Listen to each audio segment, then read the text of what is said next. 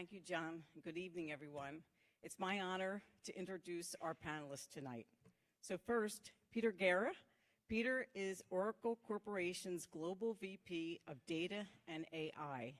In his 20 years of executive experience, he has led AI teams at Microsoft, AWS, Accenture, and Booz Allen Hamilton. Peter is currently working on a PhD in artificial intelligence. Philip Moyer. Philip is the CEO of Vimeo, one of the largest private video distribution platforms in the world. He has been a senior executive at Microsoft, Amazon, and most recently Google, where he was VP of Applied AI Engineering. Previously, Philip was CEO of Edgar Online and a managing director of Safeguard Scientifics. Sameer Sethi. Sameer is Senior Vice President, Chief Data and Analytics Officer with Hackensack Meridian Health Network. For over 14 years, Sameer has been a leader in healthcare technology, delivering transformative programs where digital, artificial intelligence, automation, and analytics are key components. Our moderator is Greg Azqui. Greg, CEO of Strategic Engine, a provider of secure, AI, cyber-aware, flash data storage solutions to commercial and public sector enterprises.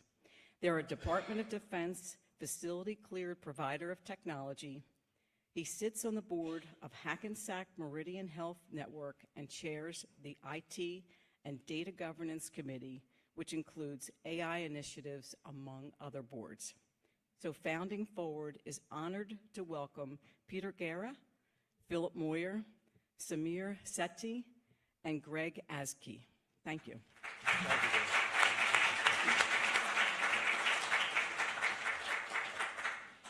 Well, good evening, everyone. Imagine a technology that doesn't just support your business, but thinks alongside you. Something that enhances your decisions. It's revealing hidden opportunities as well as pitfalls. It's accelerating growth and even creating art, all while shaping a future that we never imagined not that long ago. How many of you tonight are using artificial intelligence by raising your hand on a regular basis? That's not too bad, not too bad at all. Our venerated Abraham Lincoln said, "Man is not the only one who labors, but he's the only one that improves his workmanship." And he says, this is done by discovery and innovation. So I tend to think Abraham Lincoln is on the side of AI.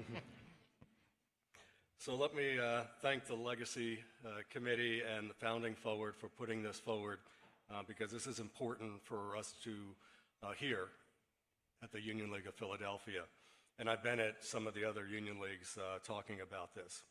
Recently, a comedian, as you may know, Jerry Seinfeld, had this to say about AI. "We're smart enough to invent it, dumb enough to need it, and still so stupid we can't figure out what to do with it." So tonight you will see that the ever-evolving landscape of business AI has emerged as both a beacon of innovation and a harbinger of change. It is more than just a buzzword. It's transforming what is reshaping industries today, redefining efficiencies, and revolutionizing the way that we work on a daily basis. So we'll embark on a journey tonight to explore some of the most imaginative and impactful creation of our time, artificial intelligence. Companies, CEOs, boards of directors, investors, and employees have to come to recognize the true threat of AI is not only in the innovation it brings, but the potential disruption to business that it can bring. It'll reshape industry dynamics, it can redefine your competitive landscape, and especially when it's wielded as a tool by one of your competitors. So tonight, this affects everything. You'll see how it changes value, investment, your own thoughtfulness, but we have a fantastic panel of AI executives and leaders in this field, and we're going to help to try to make sure that you're ready for this. So with that, Peter is going to kick us off and give us a little insight as to what you're doing at Oracle today. Yeah, thank you. And thank you for having me. This space is absolutely beautiful. And the history behind it, I got a small tour, so it's just really remarkable. Something that I don't think AI could create, or at least give it the meaning that it has for, I know, all of you. So thank you. I've been in this field for a long time now, even though I believe a lot of folks don't realize that AI has been around for almost 50 years. It's been part of computer science discipline for many, many years, and the whole point, artificial intelligence, is to be able to get insights into information and to create new and different views for people. So I've had a great opportunity to do this across governments, across commercial organizations, all over the world. It's the only thing I know how to do. So, but it's been pretty amazing. But what has been incredible to see is just the past 2 years.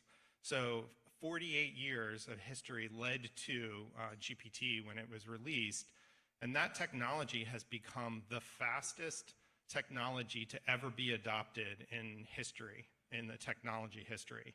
And there's a number of reasons I think why, but I think it's been just really fascinating to see how, I would say, people who aren't in the discipline, who aren't every single day helping to create or build AI, are really starting to adopt and understand, I think, in a much more human way than we've ever seen before, this technology. So that's been really, really exciting.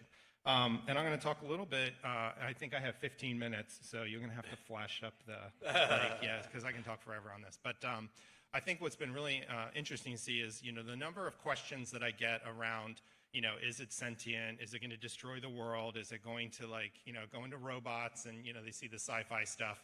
Actually, the number of those questions that I've been getting in the last few years is remarkably less than it was before GPT came out. And I think it's because it's a very natural human way to interact with that technology that we hadn't seen before. But I do still get that question. And just for the record, it's not an angel, it's not a devil, it's not a thing. It is math that runs as an algorithm on data, right? So that's what we're talking about. I've had a great privilege of working with a bunch of customers in my role at Oracle. And what we do is we're providing large-scale AI infrastructure for governments, for commercial entities, for a lot of the foundational models. We build out huge clusters of AI infrastructure for them to be able to do the training and the inference and other things like that. As a company, we're building it into our core applications. So lots of people use both Oracle database as well as Oracle's financial planning. There's a whole bunch of suite of software, and we are in the process of investing heavily to embed AI in all of that. For example, one of the things that we rolled out this year was, if you are an HR person, if you're a manager of people, you have to write performance reviews for your people. It's a typical process a lot of businesses go through, governments go through, et cetera. That process can take a long time, because you have to sit and thoughtfully write about the person. And so we rolled out a feature that allows you to do an AI assist, which will help write the review for the person, but it's still human in the loop. You still have to test that you read it. You still have to test that you modified it before it's written. However, it is this time savings. What we've seen is when managers have a large team, 10, 20, 30, whatever people they have to write, they're saving almost 70% of the time they were doing before by using the AI assist. So that's been fantastic. I will tell you, as we're building out these large data centers, we're building out all of our cloud regions and so forth, these AI infrastructures are starting to scale to the point where the thing that keeps us up at night is power. The power consumption needed to be able to run AI that's behind the scenes of what you see when you click on GPT or any of these other things and you're interacting with it. The power consumption is pretty significant. There's a lot of advanced things that you have to do in order to make that work from an infrastructure perspective, and cooling, power, water plays a big part. But power is a huge challenge for us and for the other companies that are building out AI infrastructure. That you may have seen in the news around Microsoft announcing, I think they're trying to do 3 Mile Island. I don't know how far that is from here. I don't know. 60 miles. 60 miles. Okay, so I mean that's very local. So I'm not Microsoft anymore. I'm Oracle. But you know, we are looking at like a lot of alternative ways to do energy, but also to do energy in a way that is environmentally responsible. And I think that's really, really key for the growth of this technology over time. It's something for policymakers, it's something for governments and for citizens, I think, to be aware of and to understand, like, these are the things that are impacting the growth of the technology, but it also impacts, you know, local communities, right? Because this power draws usually from communities. So anyway, we're building out these data centers. And the reason why I think that this is scaled out so much is because of the usefulness that businesses and governments are seeing in being able to use the latest inventions in AI. We're seeing a couple of things from a business and from a government perspective. So one is, from a business perspective, when they adopt AI, the market that they're in tends to grow much more rapidly than it did previously. And there's a number of really good examples of that, from financial services to retail and other places like that. What we're seeing as a company is the adoption internally for business processes to be able to do things like, you know, do your settlement at the end of the quarter so that you can report that out. You can report that more rapidly than you have been in the past, which gives you the ability then to understand your financial pictures much faster. So it's like this pace, this is a constant thing that we're seeing, is as the AI is being adopted, it is speeding up the market, the ideas that need to go out, the way that they're building out their businesses, and so forth. On the government side, what's been really interesting is outside of the US, what we're seeing is governments investing in large AI infrastructure themselves for their citizens, but then also for their own use. There's a number of different countries that have announced this recently, you know, globally, and including a number of countries where, you know, that investment is actually a large part of their overall GDP, like some in South America and others. What's really interesting is, you know, we saw this a little bit with, like, there was some tentative, like, stepping into the whole, you know, data world for a lot of these governments, a lot of them stepping into the cloud world. But the AI one has been really interesting to see from a government perspective, because they are adopting that in a way that they are actually building out the AI infrastructure with their money, and then using that then to allow their citizens or other companies within their borders to use that. Part of the reason why we see that is because a lot of countries are very interested in ensuring that whatever innovations are done within that country and the data that is used within that country stays within their sovereign borders. You know, in the internet and everything connected globally, there are no actual borders in technology, but from a political, social borders, there's a lot of countries that are looking at how do they build AI, but do it in a way where they can address their sovereignty needs for their data, as well as for the AI innovations. So we're seeing that grow on a number of different fronts. A couple of other, how much more do I got? You're good. I got a few more minutes? All right, 7. cool. Okay, cool, great. Another couple of things that we're seeing just from an AI perspective. So the vast majority of investments that have been driven within, like, the Silicon Valley, within venture capital and so forth, over the last year, the percentage of dollars that are going from a VC perspective into AI or AI-related technologies has grown exponentially. I can't remember the exact number, and this is being recorded, so I'm not going to throw it out, but it's pretty significant when you look at the numbers. So there's a huge, you know, people call it a gold rush, but there's a huge amount of venture capital dollars that are going into driving AI and trying to solve hard problems within companies that then, or within governments, that then can be used across different situations. One example in particular is cybersecurity. We were actually talking ahead of time about some of the challenges within cybersecurity. Cybersecurity is a huge field that is ripe for innovation by using and leveraging AI. And I think we're seeing this over the years at different conferences like RSA and Black Hat and so forth. The reason why is it's a lot of data and it's a needle in the haystack issue. You have to use as much automation as possible to find that. So we're seeing a lot of VC being poured into AI and specifically against the cyber use cases, which I think is a really interesting trend that I believe will continue. And then lastly, what we're also seeing is there's some new ideas on how to structure companies and governments, kind of the governance of them. So we're seeing the rise of like a chief data and AI officer. I don't know if you all are working at companies where they have that. There's a lot of governments that are doing that. I'm actually briefing them tomorrow. Same type of role. But there's an acknowledgement, I think, broadly that in a corporate governance structure and with a government structure, you need executives who can look at both not only the emerging technologies and the use of AI in a trustworthy way, but also how closely related the data is to that AI. And just as a side note, I go into a lot of commercial companies, a lot of governments whose data is, not great, kind of a mess. I won't say who, obviously, but there's any time when you go in and you see a corporation structured and their data is almost always structured exactly like their corporation, right? Like they've got network data and that's with the networking group, and they've got marketing data and it's with the marketing group, and it's like all in little silos depending on your particular group. Same thing in government, obviously. Companies that don't get their data estate into a modern platform or in a way that allows them to leverage that are going to fall behind in AI.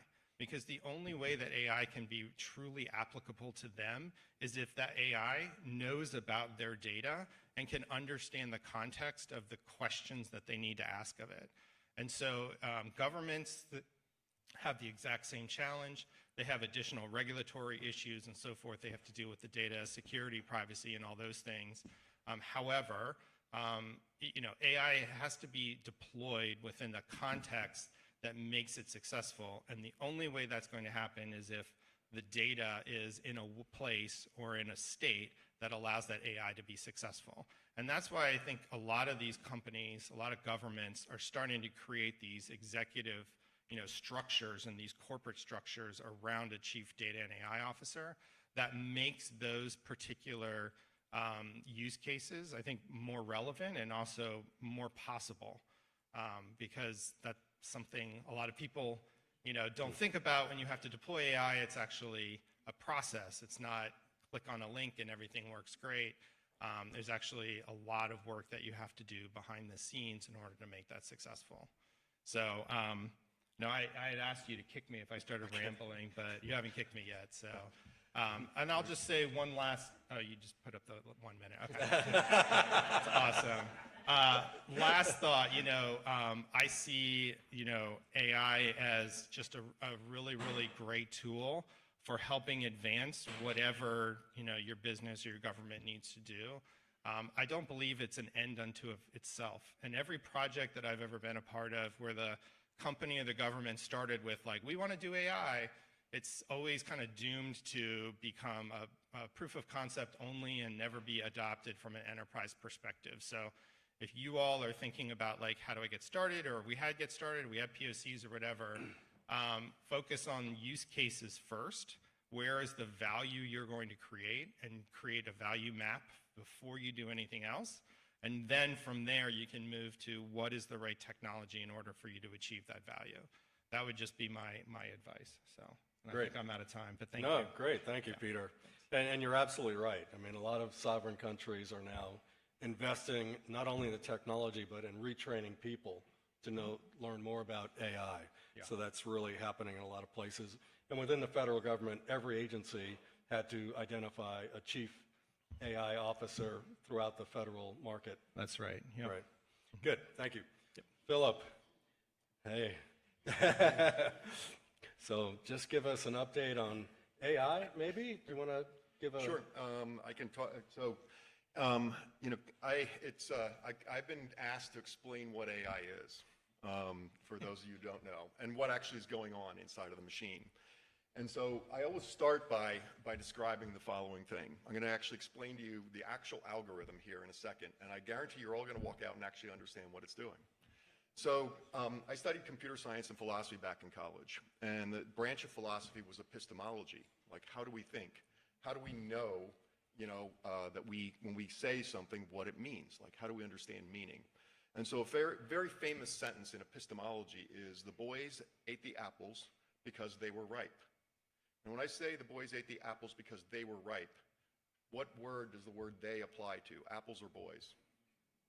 You all know it's apples, because fruit is ripe, right? And fruit and apple is a fruit. Well, as you grow up, when you're young, what's happening in your mind, and we've done a lot of studies about brain science over the years about how the brain actually creates things. And at night, when you dream, you're actually processing all the experiences of your day, and you're filing it. And so, and actually, we've come to learn, a good friend of mine is a neuroscientist that actually does a lot of sleep theory. You actually are storing the things that you use most frequently closest together. And so when you say, it's in the back of my mind, I can't remember it, it's actually literally in the back of your mind. Because at night, it's organizing, and this is one of the important reasons why you dream, is you're associating things that you saw that day with other things that day. And in computer science, we've been trying to mimic this for a long time. We haven't had the computational power to do it, or the data structures to do it. We haven't had the algorithms to do it. And in 2017, you know, Google invented what was called the transformer algorithm. And all it does is it crawls information and says these words are used most frequently together. I see apple and ripeness close together. I see blueberries and fruit together closely. And so when your mother says, hey, you should eat this apple, you know, because you should have some fruit with your dinner, or boy, this fruit is ripe, that night you dream, you associate those things together. You very rarely hear the word boy and ripe together. You hear fruit and apple and ripe closer together in your mind. And that's exactly what the transformer is. It's actually a large statistical model that says these words show up most frequently together. That's all it is. There's no ghost in the machine. There's no love. There's no hate. There's no free will. It's just a large statistical model of what shows up most frequently together. Now, the challenge of artificial intelligence is what we call hallucination. And so we're trying to harness this. Let me give you an example of hallucination. We were launching the BARD model at Google. And so I asked BARD, I said, you know, what was the largest convertible debt offering in January? And it said Live Nation. And I said, who was the book runner? It said, Goldman Sachs. Greg Thomadeau Goldman Sachs was the book runner. I said, fantastic. I said, who was the lead partner? I said, Greg Thomadeau. Greg is on the board of MoMA, and he graduated from Harvard. Well, now, only a few of those things were correct. Goldman Sachs was involved in that Live Nation bond offering. There were multiple other companies that were involved in it. Greg happens to be a partner in that part of Goldman Sachs. He actually went to Penn. It's just that a lot of Goldman Sachs partners have gone to Harvard. And he's never been on the board of MoMA, just a lot of people who have been on MoMA have been in Harvard and in Goldman Sachs. And so it's just sheer association. You know, it's just an algorithm that like associates words together. Now, that's really, really important though, because what we can do is we can parse huge sums of information and say, like in the federal budget, what things show up frequently together, or what things don't show up frequently together. And as humans, we've gotten to a point, kind of like in the, when we invented the assembly line, we couldn't keep up, and so we started inventing machines to turn screws. Our machines are producing information so fast right now that we as humans can't keep up. And so the transformer, when it was invented at Google, it was designed to understand what people were searching for, the context. So when I searched for ripeness, you know, what fruit gets ripe earliest in the season, it's going to go out and just find this word ripeness and find other fruit and literally do a mass statistical algorithm to be able to answer questions. What happened with ChatGPT is we turned the algorithm around and we said, I can now say, you know, create a poem in the style of Dr. Seuss. And it knows approximately how many words there are because it like can crawl all that. Or I can say, I would demonstrate when I was at Google, I would say, let me have the Black Rock Reek. I'd like you to create a song in the style of Taylor Swift about the Black Rock Reek. And it would literally talk about how much it loved, you know, the song and how it was heartbroken that it had like, you know, broken up with him. And so it would literally just give you what statistically shows up most frequently. And so all that's happened in this generation of AI is that we took something that was understanding and now can produce text. And so when you ask it questions, like horrible questions like, can you help me create a bomb? It's just going to go, this is the thing that shows both most frequently. In healthcare, the problem with healthcare is that it'll make up medicines. It'll say, I think you should treat this, because it'll take two Latin words that have shown up frequently in a sentence and stick them together and say, treat it. And the medicine doesn't exist on the planet Earth. And so that's the risk of it. Now, I always tell people not to be worried. My first job out of college was I wrote software for nuclear submarines. And I was an okay programmer, and we're all still here. So when we invent a technology, we also invent a lot of technology to protect us against that technology. We just talked about cybersecurity. I could talk about drones. I can talk about chemical weapons. I can talk about genetic sequencing. I can talk about nuclear fission. There's lots and lots of these things. And so the AI will protect us against the AI. We will sense threats that mere humans can't sense, because we do need additional machinery to help us protect and actually consume all this information. In my business, I get to work with creatives. I'm happy, I was saying earlier, I get a chance now to work with the film community. Like in Vimeo, we serve about 100 billion views a year around the world in about 190 countries. We have billions and billions of minutes of movies. Justin Trieste, who just won the Cannes Film Festival, is one of our customers. Ben Proudfoot, that won the Best Documentary, is one of our customers. And so if you heard about the Screen Actors Guild, going on strike, one of the things that they said was they didn't want AI to be used. Now, I only showed up about 6 months ago, and immediately the very first thing I had to deal with was they saw that I was coming from Google, and they said, are you going to use AI to replace us? And one of the first things I did, in the creative community, is to spend time with them and to understand, what is the concern. These models need huge amounts of information. With pictures, it's the same thing as words. I can show a model lots and lots of pictures of cats and say, this is a cat, and it'll finally say, that's a cat. And so it gets right down to the pixelization where you can know, okay, it needs whiskers and ears that look like this versus floppy ears like a bunny. And the AI is just doing a mass statistical analysis that can identify cat pictures very, very well. It can also turn around and produce a cat picture also. And so it can do the same thing with music. It can do the same thing with spoken words. It can do it with tonality. Can do it with musical instruments, because these things tend to move in patterns. And the same way that we're learning, that we associate things together. When somebody says that's a cat, when you're very early on, you're looking at a book that now is committed to memory. That's what's happening in the model as well. So in the creative community, when I spend time with the creators, a lot of filmmakers and creators, they said, look, we don't want to be replaced. We want to be accelerated. We want to be uplifted. We want to be protected. When I talk to most school teachers, they're terrified of AI early on. And then I would say to them, well, what if it could grade your papers? And they would go, oh my God, that'd be amazing. And I said, or what if you could create an individualized education program for every single child based on their changing test results? And they said, that would be incredible. That's a good use of AI. And we now have teachers that what they'll do with a student is they'll say, make AI generate a 500-word essay about the downfall of Rome and critique it. And so they're now so we're adopting to this. And the same thing's happening in the creative field. And in the AI world with creators and with the filmmaking community and the creative community, I really look at three major areas that are super important in this area. First is the creation of content. On a Friday night when you sit down and go to watch your television or want to go watch a movie and you have a hard time finding something, the following reason, and I don't mean to, I know this is being recorded, so please, nobody get upset about this, but the big 6 studios only put out 88 movies last year. And the average budget to put out a feature-length film is about $65 million. Our problem, unlike in business where we have a really good venture capital environment that can go from seed all the way up to A to B to C, in film, it's increasingly becoming feast or famine. And so very few stories get told. Now you contrast that with Bollywood, a population that equally loves their movies, they're putting out 2,000 movies in close to 30 languages, inside of India. There's so many stories that are not being told.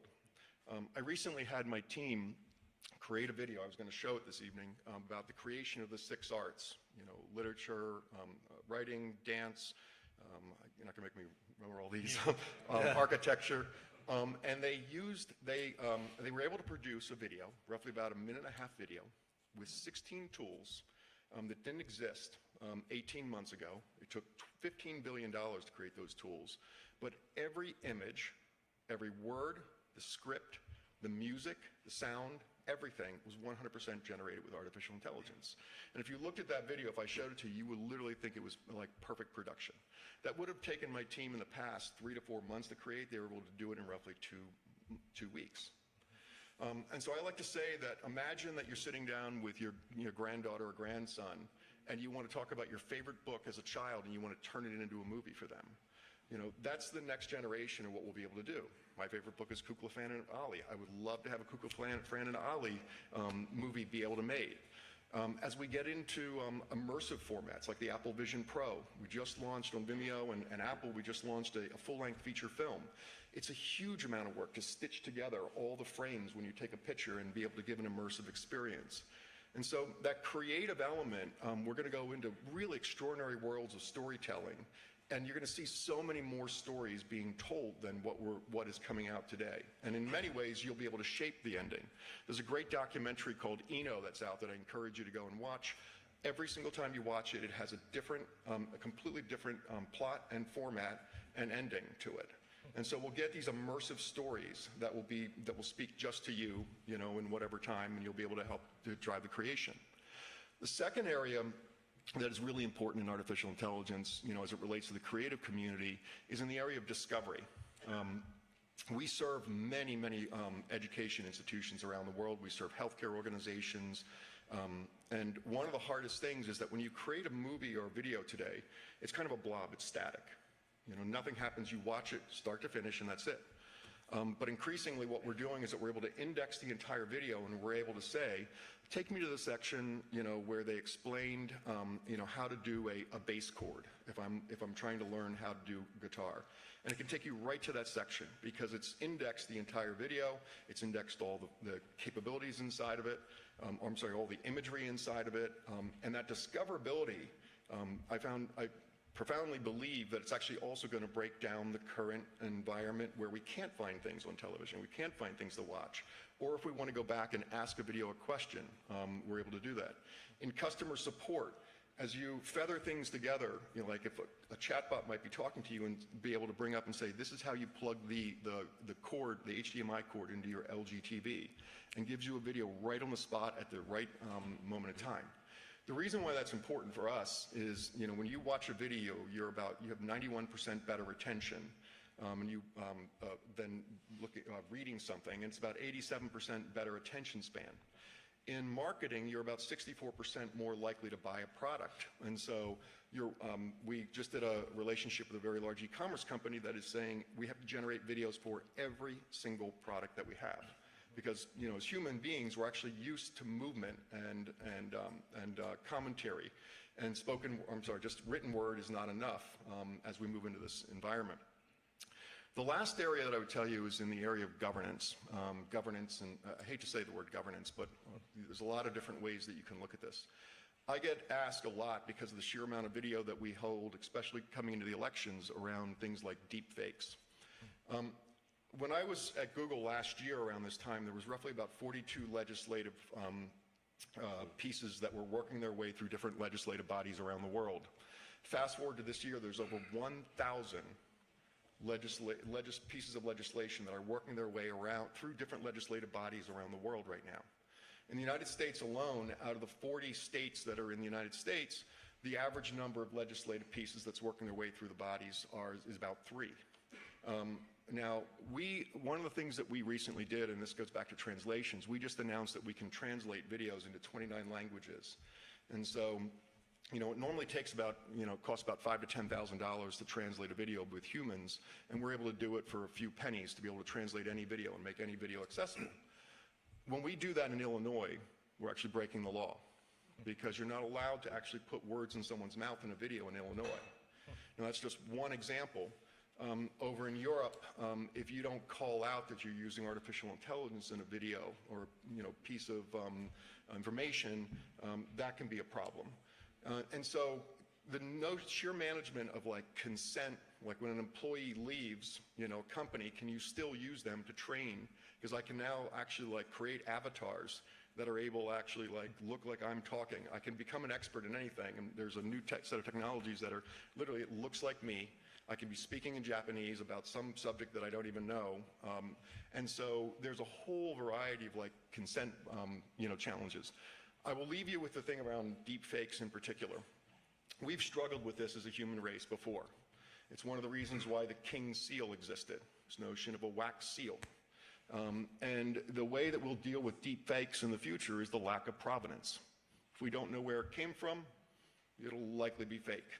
Because AI, we can also detect, we can stamp with an imperceptible to human eye watermark inside of the video. We change a few pixels that are known. It's like a security key. And so in our platform, if we detect it, we know this is AI. And if there's a lack of provenance, we can say, well, you might want to question where this came from because we don't know. And so we will, provenance will help us struggle through, kind of manage through this area of deepfakes. Thank you. Thanks. And that's great. And as you talk about, we are in the U.S. trying to normalize how we're going to govern this. And that's the work of NIST and CISA. And so there's been a lot of effort on their part, and they've been meeting with our international partners to set and establish that. But it also brings back requirements on boards of directors to how you're going to deal with AI as compared to your normal governance. So that's always a big issue for us. Sameer is going to talk about healthcare. So he's actually a CAIO, so that we've talked about. So he can dig deep here for you if you'd like, but he's going to tell you about in the healthcare world. Thank you. I first want to address the folks that did not raise their hands when Greg asked if they use AI regularly. You don't know that you're using AI or AI is being used on you. So ideally, everybody here should be raising their hands because AI is being used on you in different ways. And I'll go through some of that application, in healthcare. But this is not scary, by the way, right? This time today reminds me, and I'm going to date myself here. 1995. I still remember, my parents got me a 56K modem, and we connected to the internet, and there was AOL, right? And people didn't know how to use it, right? People did not know how to use internet. Are there any people here that don't know how to use internet? Right? He's self-identified. Yeah. So I think that's what AI is. They aren't in the and this is when technology wasn't as robust and in use. You didn't have a supercomputer in your pocket, right? Today you do. So AI is something that is going to be a part of your life no matter you like it or not. And you will use it. You may decide not to use it directly. You may not use the likes of ChatGPT, but in ways you will use AI or AI will be used on you. So it's really important for us to understand and appreciate how best to use this technology, right? Similar to the internet, and I think good things will come out of it. We at Hackensack Meridian Health do two things. Our mission is providing patient care. So what that means is we help a patient live better or die better. And the second is we provide our tools, our workforce, with the right tools so they can take care of their patients and their families. So our focus at Hackensack Meridian Health has been about not building AI from a foundational capability. We don't build large language models, but instead we build use cases that use these capabilities. What makes us a bit different is that we have to be really careful how that's done, because what we build influences people's lives, influences people's health. So governance is a big part of it, where before we put something, we check it and double check it. We have we call it a 108-point check around anything that we build or buy, What that means is we have 13 domains that evaluate every AI capability before it goes into production. That's because we deal with humans, we deal with human health and decisions that are made for them when it comes down to medicine and the therapies that they do. But overall, and going back to what's done in healthcare, I want to take the liberty of giving you guys a few examples of how AI can benefit you or is benefiting you today.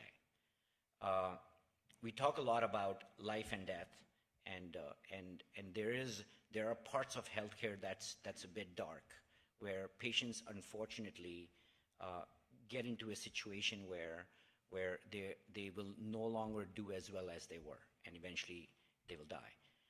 Well, we have seen that AI helps with that. The way that helps is, and this is a personal story for myself.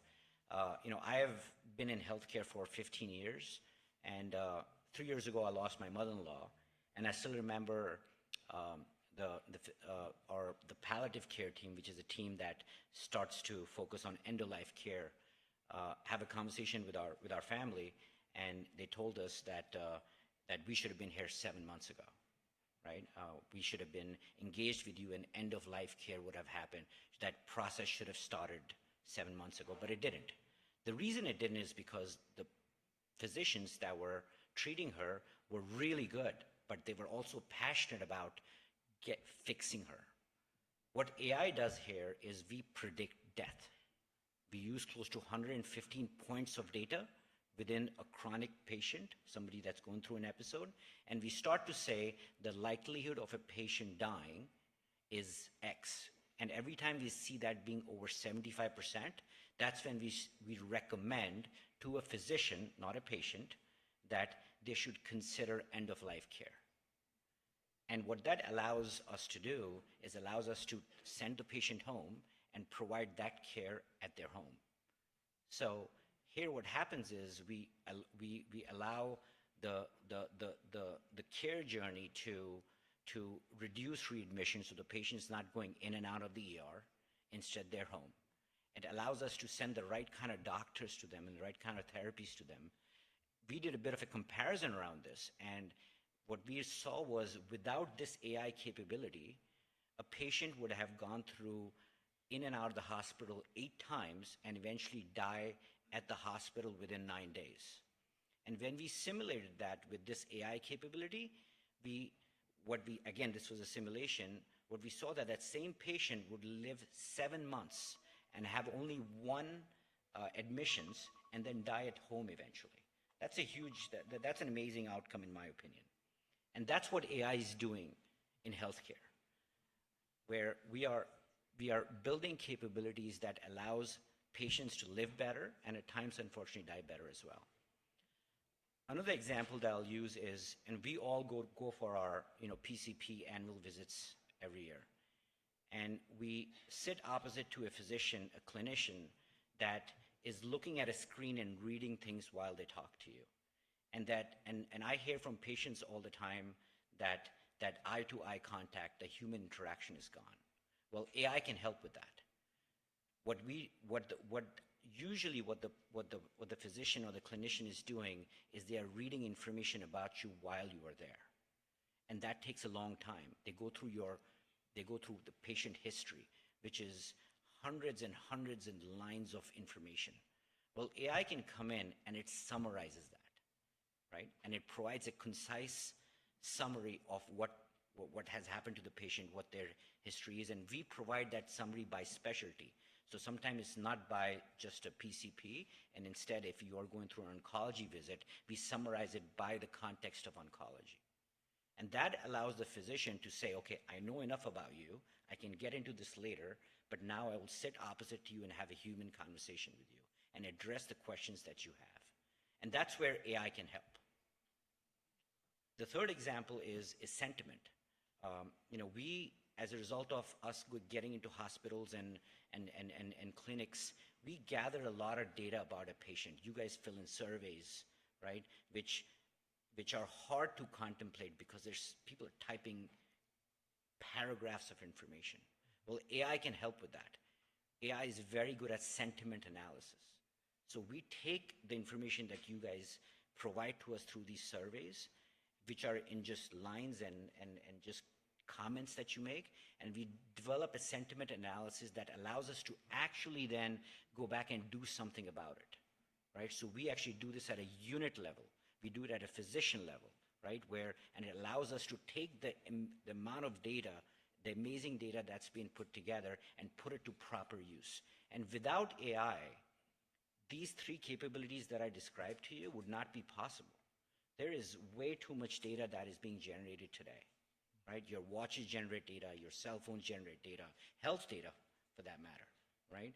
And for us to process that, what I think people have to realize is that you need AI to do that, right? Regular standard ways of gathering data and processing data and making that available in the form of insights is not possible without AI.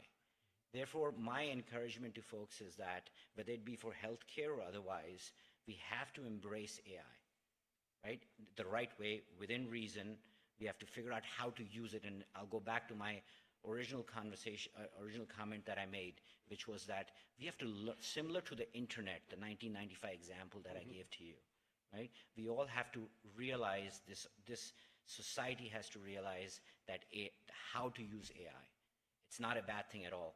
You know, there's a lot of conversations about ChatGPT or the likes of ChatGPT and how it doesn't give me the right responses and it's not safe. You know, I was discussing with these gentlemen right before, right before this, and you know, I was telling them I tend to use analogies, and I was asked at a meeting a few weeks ago in Washington D.C. what I thought of the likes of ChatGPT, and I took the liberty of comparing ChatGPT to high fructose corn syrup, right? And the reason I did that is because I feel that's what it is to sweeteners, right? By that, what I mean is that these general AI don't do justice to the specialized AI which will actually make a difference. So please do not look at ChatGPT or the likes of ChatGPT, should I say, as a good example of AI in use that actually delivers impact. It is something that you guys can use for general purposes, but when you take AI and start to tune it for the specific purpose, that's when it starts to be useful. And that's where, you know, organizations like Hackensack Meridian Health and others come in, where we're taking the capabilities that are built by the hyperscalers, the Oracles and the Googles of the world, and we are fine-tuning it for our purposes. So AI will only be useful when you fine-tune it, similar to any other application that is built. We talked about that this evening as well, right? It is not going to work if you just say there's one application and that's going to solve world hunger. AI, like all other things, has to be refined, has to be fine-tuned, and built to purpose, and that's when you'll start to see it actually work for you. And the day is coming, by the way, right? What we are experiencing, whether it be noise about AI, is all a part of that hype cycle, right? We went through that, you all are going through that, and you will go through that for a little while. But eventually all this will subside, and we'll be in a situation where AI will be put to proper use, even within your phones and your watches, and when you go to the doctor and when you see a nurse or when you call it in. At the end of the day, we have, you know, just from a healthcare perspective, what I want to point out is that the population is growing, the population is getting old, and they need to be treated, right? There's a lot of data that is available, and without AI and technologies around AI, we will not be able to solve the healthcare problem, right? There are too many sick people, there are a lot of diseases out there, and we have to find a way to help the patients with this, and without AI, it's just not be possible. And that's why Hackensack Meridian Health has taken a position that all our decisions will be insights-driven, will be data-driven, insights-driven, and where applicable, it will be AI-driven as well.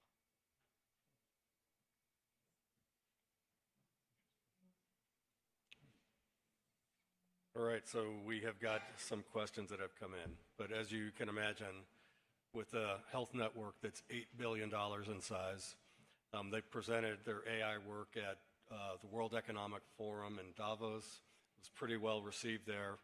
It was surprising when we went to the physicians about AI, whether it was a tool they thought they would use, and almost to a person, they all agreed it's something they would use and have been using.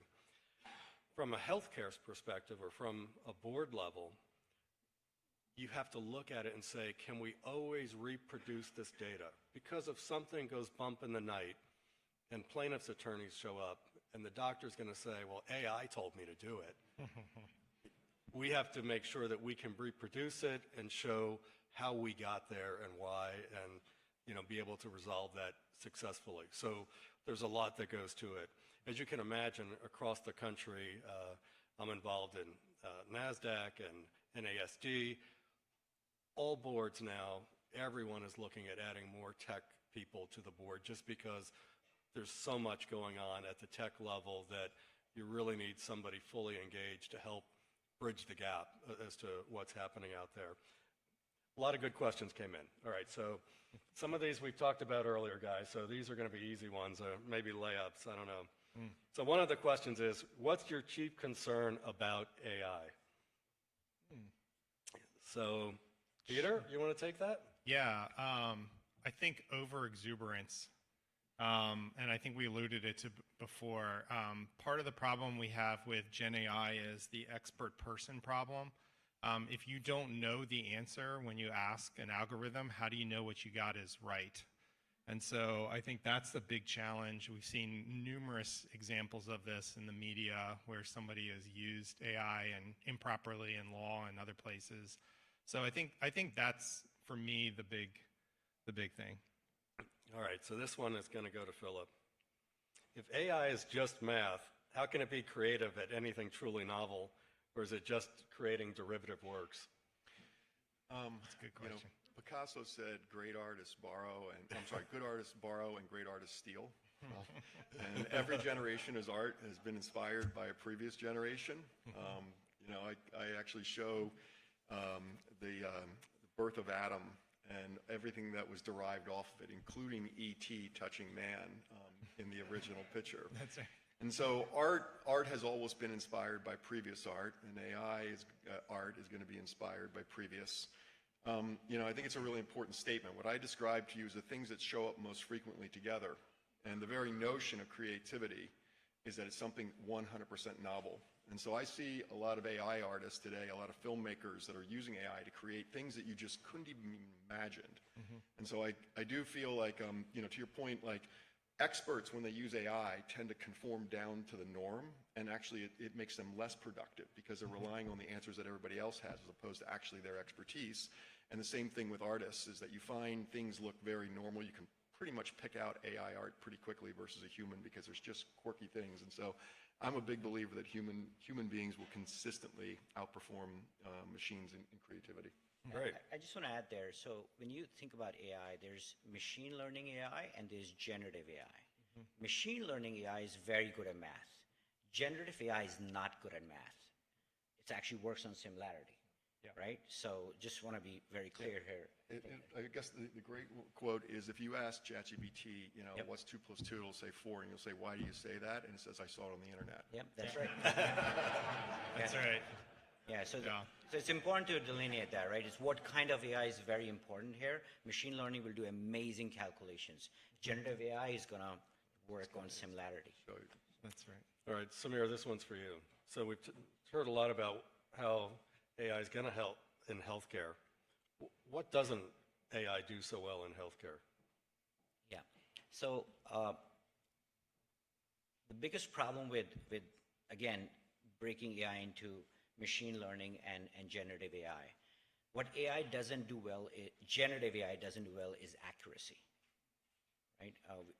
And that's something in healthcare which is a problem for us, right? I've been privileged to be part of teams that's been building machine learning models for over a decade now. And the celebration around that was always accuracy, which is we're 99% accurate, 98% accurate, and which work really well for healthcare, right? Generative AI, because it works on similarity, and if the similarities are wrong, then generative AI is wrong, it runs into a problem here. So we have to make sure that we tune and temper the response of generative AI, because without doing that, that is a problem in healthcare, right? We cannot allow generative AI to provide clinical advice to people based on similarities. It works, it goes a certain way, and a lot of this has to do with training, right? Which is not just training the model, but training the users as well, right? So again, teaching folks about what AI, generative AI is and what it doesn't, how you need to use it, similar to the training of the internet. That's what is a bit of a challenge here. So generative AI is not useful in all applications when it comes down to healthcare, and that's the hard part. Can I counterpoint real quick, just to be provocative?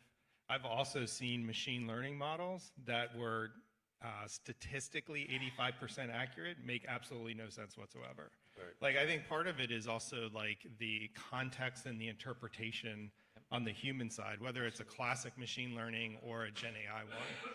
And you can test things to be statistically relevant that absolutely make no sense within context, right? So anyway, just, yeah. Greg, you have one more question.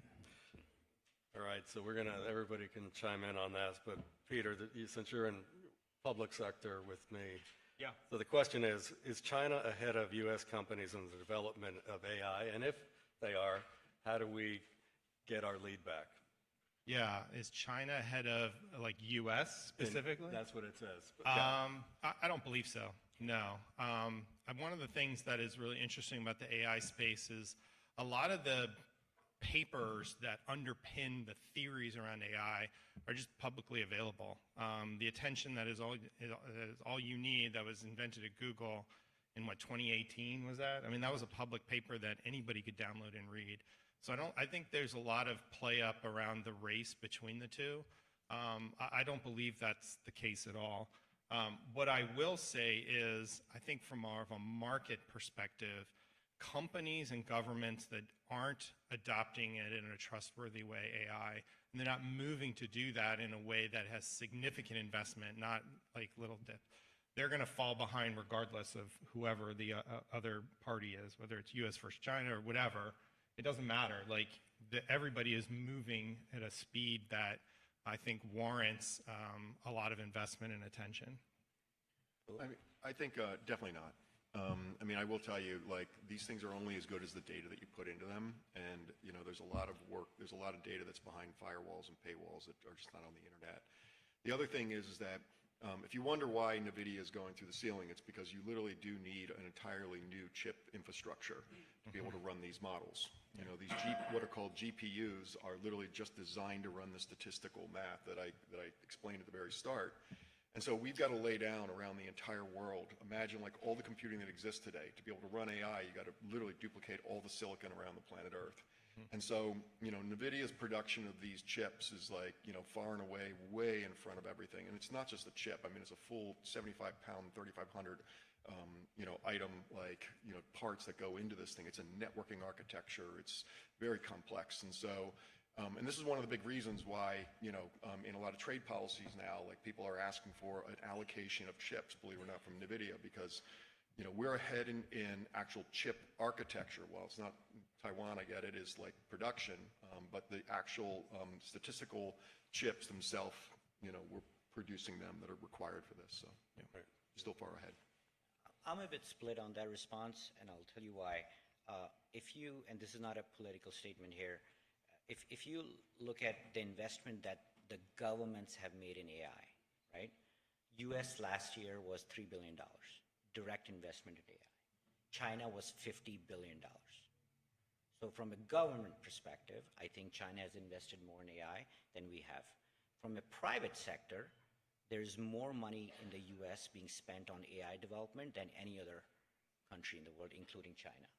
So I think it's really, it's the angle that you look at it from, right? Our government, our nation, from a government perspective, policy perspective, has not spent enough on AI, $3 to $50 billion, that's the difference. But from a private sector, we're doing great. I can tell you from the DoD, Defense Intelligence, they are heavily investing in AI.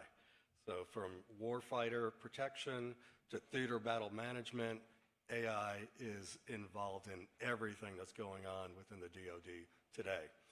We really value human life more than many other countries, and we're using technology to protect our troops. So that's really what's happening there. Gentlemen, Peter, Philip, Sameer, Greg, thank you so much.